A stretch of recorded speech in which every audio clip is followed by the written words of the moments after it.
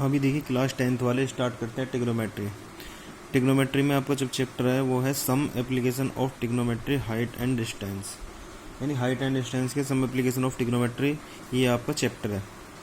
अब इसमें होता क्या है, देखिए इसमें हम जो यूज होगा, तुम्हें जो वर्ड मिलेंगे क्वेश्चन में, क्वेश्चन आएगा कम से कम 6 नंबर का क्वेश्चन आता है, अच्छे क्वेश्चन आता है। तो इसमें जो यूज होगा, इसमें मेनली होते हैं जैसे टावर हो गई, मस्जिद हो गया, टेम्पल हो गया, ट्री हो गया, हाउस हो गया और ये मीनार हो गया, ये आपको सुनने को मिलेगा वहाँ पे। अब इनका यूज क्या होता है, जैसे जैसे मान लो इसमें जो हमें फाइंड करना होता है, ये फाइंड करना होता है, इसका यूज जो होता है, जैसे जैसे सिविल इंजीनियर वगैरह होते हैं, कोई रोड बन रहा है, कंस्ट्रक्शन हो रहा है, कोई मीनार बन रही है, कोई बिल्डिंग बननी है, बिल्डिंग की टॉप को देख, बिल्डिंग के टॉप नीचे से वो बता देते हैं बिल्डिंग कितने हाइट की है, बिल्डिंग कितने दूरी की है।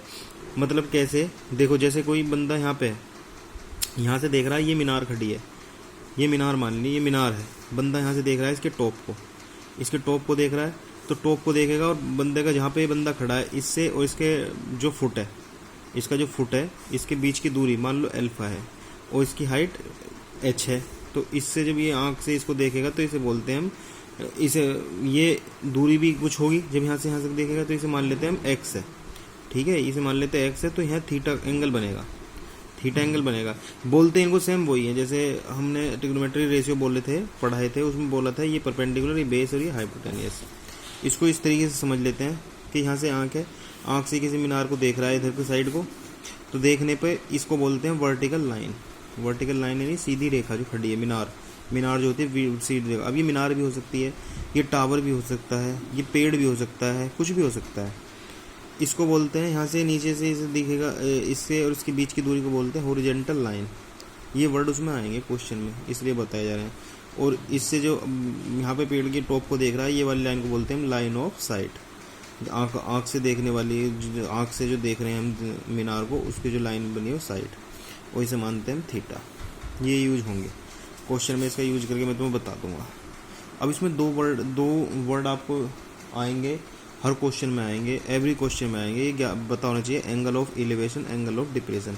एंगल ऑफ एलिवेशन का मैंने हिंदी में लिख दिया है, ऊपर की तरफ देखने पर, और एंगल ऑफ डिप्रेशन नीचे की तरफ देखने पर। ये है क्या, मान लो ये आँख है, ये मीनार है, बंदा यहाँ से देख रहा है ऊपर की तरफ, तो ये थीटा एंगल बनना है, ये थीटा को बोलेंगे एंगल ऑफ एलिवेशन, जो ऊपर की तरफ देखेगा, ठीक है। अब एंगल ऑफ डिप्रेशन है, मान लो मीनार है, ये बंदा यहाँ बैठा है ऊपर, भाई जरूरी थोड़ी ना नीचे से देखेगा, कोई हो सकता है ऊपर से भी किसी नीचे को देख रहा हो, किसी मीनार से सड़क पर चलती हुई गाड़ी को देख रहा हो, किसी मीनार से कोई पत्थर को देख रहा हो, कुछ देख रहा हो। मान लो ये आँखें हैं, यहाँ पे कोई बंदा बैठा है, नीचे पत्थर को देख रहा है, तो पत्थर को देख रहा है ये ऊपर। अब एंगल यहाँ आता है, बनेगा कौन सा, देखो जो बंदा यहाँ देख रहा है, इसके जो जस्ट सामने आँखें हैं, ये सीधी रेखा है, और जो वो नीचे को देखेगा तो इस सीधी रेखा से नीचे को देखेगा, तो एंगल ऑफ डिफ्रेक्शन ये बनेगा, ना कि ये, है ना। अब देखो ये लाइन और ये लाइन आपस में पैरेलल है, देखो जब हम बनाते हैं ये दो लाइन पैरेलल होती हैं तो ये एंगल बनाते हैं, तो ये एंगल इसे हम बोलते हैं अल्टरनेट एंगल। आपने पढ़ा होगा, ये एंगल इस एंगल का इक्वल होता है, जितना ये थीटा होगा ये भी थीटा होगा। तो इसका देखो, इसका अल्टरनेट क्या होगा, ये होगा, यानी ये भी थीटा है। देखो क्वेश्चन दोनों सेम बनने हैं, क्या होगा कि सर ये भी थीटा होगा, ये भी थीटा, हम तो सोल्ड से कर लेंगे, लेकिन इसमें बस लैंग्वेज थोड़ा अलग आएगी। डिप्रेशन बोलेगा तो ऐसे बना के मानना यही है, होगा यही, लेकिन बस लैंग्वेज के नाम से चित्र बनाए।